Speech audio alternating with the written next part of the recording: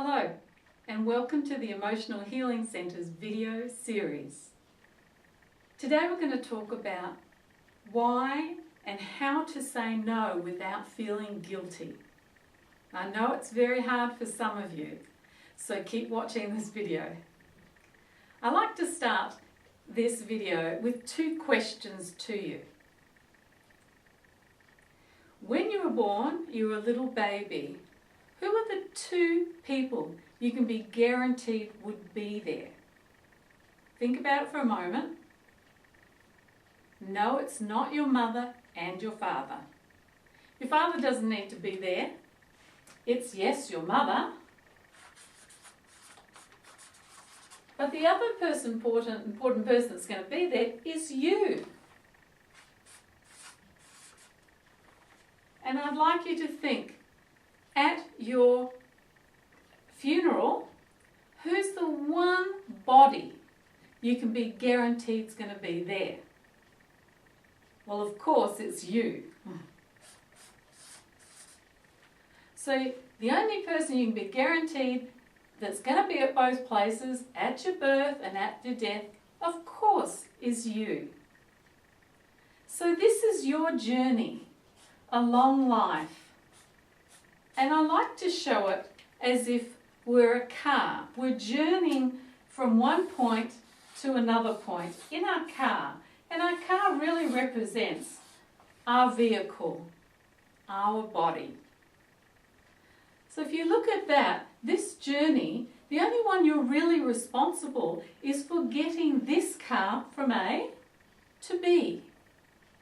This is the one body that you have to be totally responsible for, yes? Okay. Very interesting, isn't it? So how do we be responsible for making sure this body, your temple, gets you in a healthy way from your birth to your death? Well, there are many ways, many things we have to look at. But let's have a look. What is energy that goes into the car? It's gas if you're in the US, or petrol if you're in Australia or England. So let me look at this. If this is your journey, then it is the same journey for every unique individual in this world. They also were born, and they also are going to die. And they are also journeying in their own particular vehicle, which it has been given to them to look after. Now, I want to ask you a question. If your vehicle in life runs out of gas or petrol, do you go and fill up somebody else's tank before you fill up yours? No, you generally wouldn't do that, would you? But we tend to do that in life. If you're a people pleaser, you tend to go around filling up everybody else's petrol tanks or gas tanks to make their lives better so they can go on and have a much smoother ride in life, while you may be stuck, left behind, empty. You wouldn't do it with your car, so why would you do it with your own vehicle in life, your body, your temple of your Holy Spirit, as the Bible says? Conversely, if this car is left empty of petrol or gas, depends what part of the world you live in, do you think it's all right for them to go up and ask for somebody else to fill up their car first, while their car's still in the same boat? No, you really wouldn't think that was all right. If you saw another car by the side of the road empty, would you go and ask for them to fill your tank up first? They would think you were silly, wouldn't they?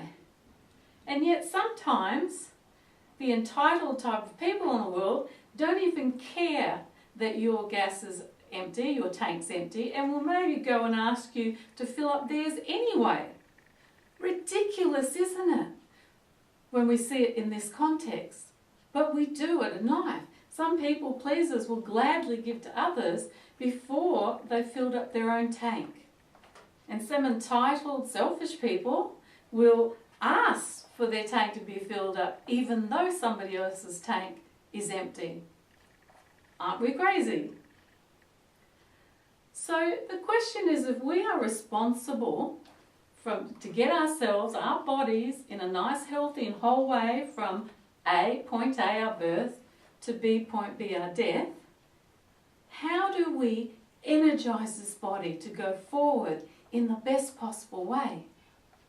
Well, there are many ways of providing energy to our vehicle, our body, and not to drain it. One way is to make sure we have good work that we enjoy and we look after our finances so we don't have to stress. If we have enough amount of money to live on and a job that we really enjoy, that's going to energize our vehicle, our body, every day. Is that right?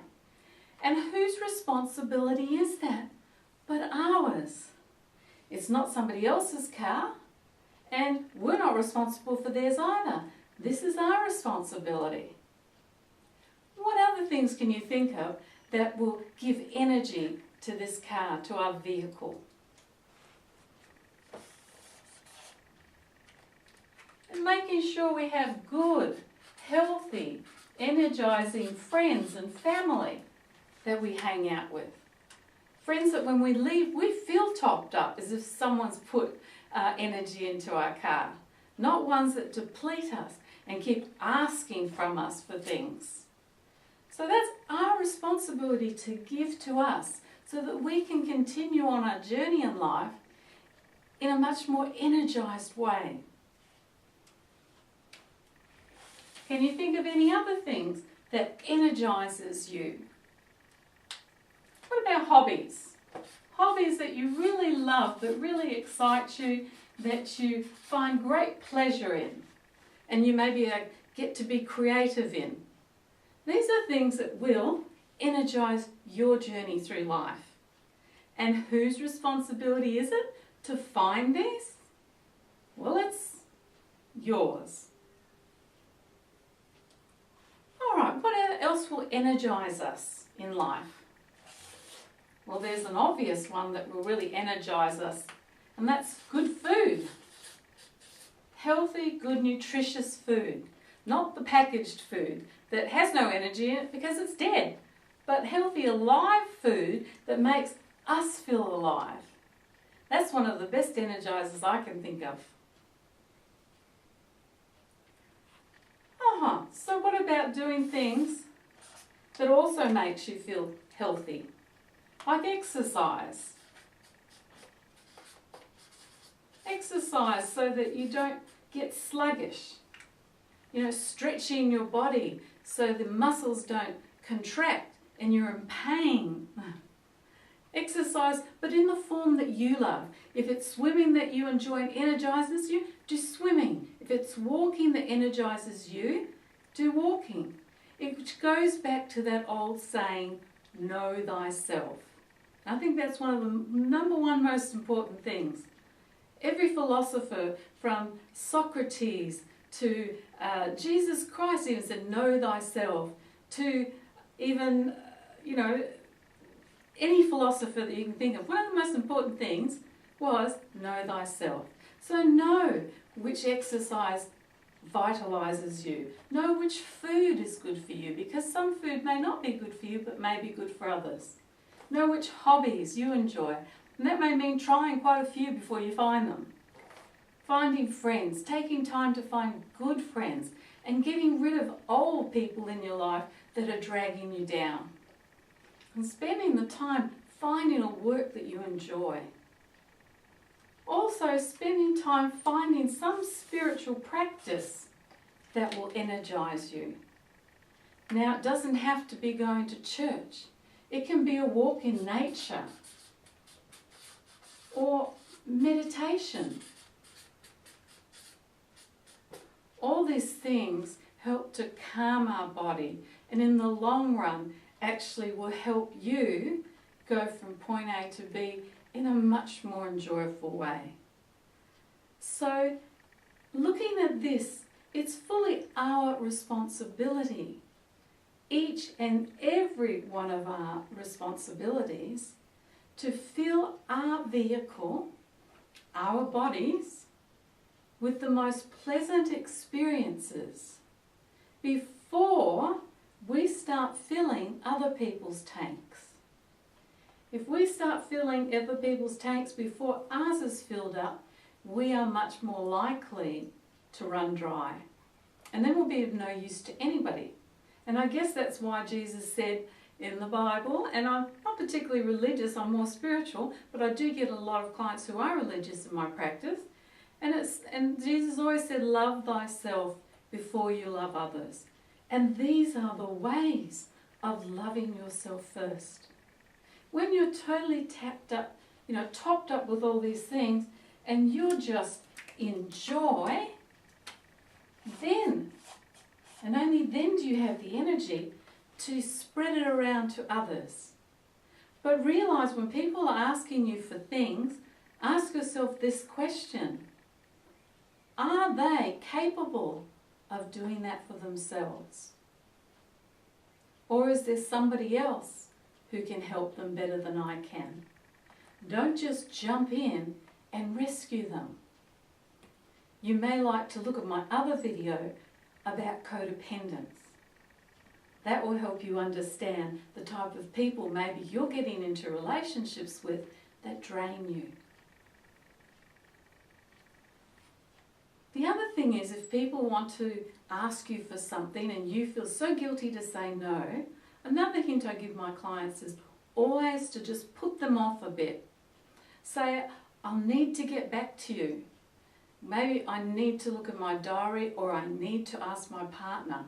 But whatever you do, never say yes straight away if you're a people pleaser. Try and stall for time. Just say, I'll need to get back to you on that, I'll need to check my diary, or I'll need to check my partner.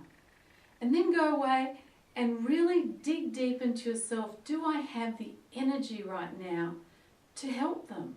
Or do I need that energy to do one of these things for myself? Because if you look at all these 6 things, if you're doing them well enough, it's going to take up most of your time. There won't be really a lot of time left over to help others. So be very careful and just think to yourself before you say yes, do I really have the time or energy that doesn't deplete me before I go helping somebody else that probably it's their responsibility to do these things too. Okay, so again, if you haven't visited my website and you'd like to download 40 free meditation MP3s, feel free to go there, put your name and an email address in, and we'll send them to you. It's www.emotionalhealingcentre.com.au.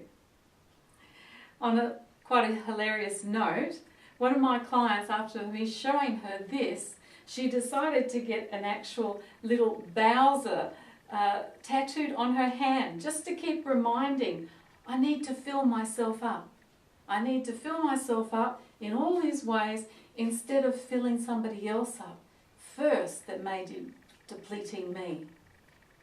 So to all you people pleasers, keep this in mind. I get my clients to take a photo when they're in session with me of this. So they always pull it out on their phones and just remind themselves. But I do like that one where the ladies put a tattoo of a little gas Bowser sign to remind her to keep filling herself up. I hope you've enjoyed this video. I hope it's given you some insight into why you don't need to keep filling somebody else's, tank up before you fill your own. And also this applies to family. One other comment I'd like to make before I go is, if family are draining you, or if they're being abusive to you, or just, expecting too much of you, ask yourself this question. If these people weren't my family, would I put up with this behaviour? Would you put up with that behaviour from somebody that wasn't your family? And if not, then maybe you need to start looking after yourself better and even saying no to them. I do have ways that I help my clients with this, and my upcoming book on inner child work will be out soon. So keep a lookout for that on my website on www.emotionalhealingcentre.com.au. Here, goodbye from Perth, sunny Perth in Western Australia. I do work with clients from around the world on Skype, and if you'd like to work with me, feel free to go to my website. Have a great day. Bye.